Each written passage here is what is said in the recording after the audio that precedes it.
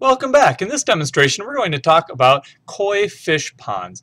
We're going to be starting a watercolor and oil pastel unit, and we're going to learn about koi fish. So here's a koi fish right here, kind of swimming in the water. They're very nicely colored. They have orange and black and white, all sorts of fun colors, and they swim in ponds. I mean, obviously they could swim in streams or anything else, but most often in Asian cultures, Japanese and Chinese more specifically, they create ponds in which they have a bunch of koi, and they're kind of ornamental and fun to look at. Also, right here on this slide, look at the beautiful water that's around this and how the water has these different kind of shapes in there that we're going to talk about in just a minute. We're going to be making a watercolor, like I said, and here's an example of the finished product. And look at the water ripples here on the surface.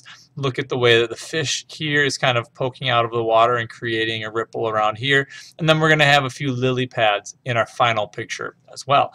Now, the legend of koi is that the story is the koi fish here is a carp that would be swimming in the river, and that if the koi could climb up the waterfall on the Yellow River, it would be rewarded by becoming a dragon.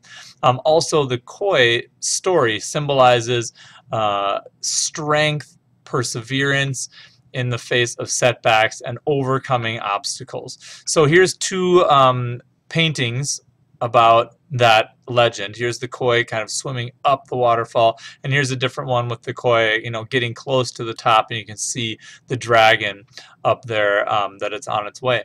Also, there's lots of meaning that go along with the koi. On Children's Day, there's typically koi flags, and you can see an example of those here.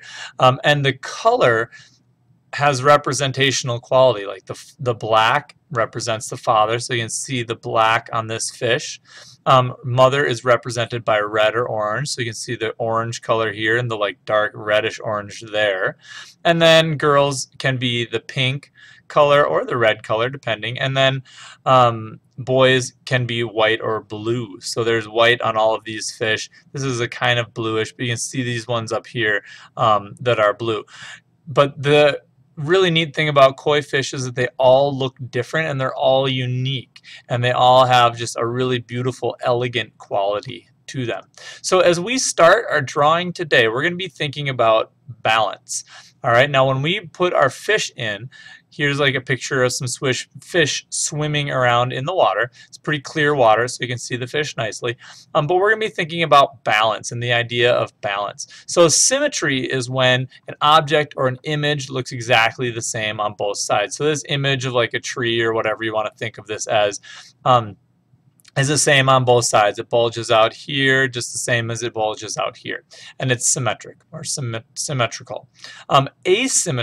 Asymmetrical is when an object or an image is similar but not exactly symmetrical. So this one being a tree, it's got this side here, and if you divide it down the center, it is not symmetrical on this side.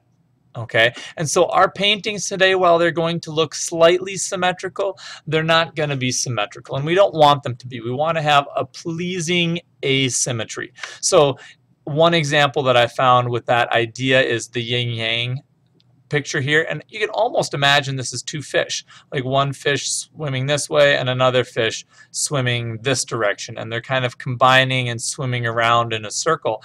It's not symmetrical, but there's a nice balance there that's created because of the two equal parts that are kind of swimming or being together in a pleasing way. So if we look at our final picture, you can see that our one fish is swimming this direction, and its curved body is pulling the eye around the composition this way, and the other fish is swimming this way and pulling the eye around the composition that way.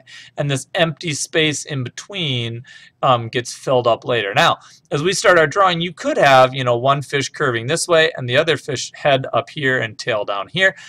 Either way you want to work that is fine. Thank you for joining me on how to create a watercolor koi painting, and now you can watch the drawing portion of the demonstration.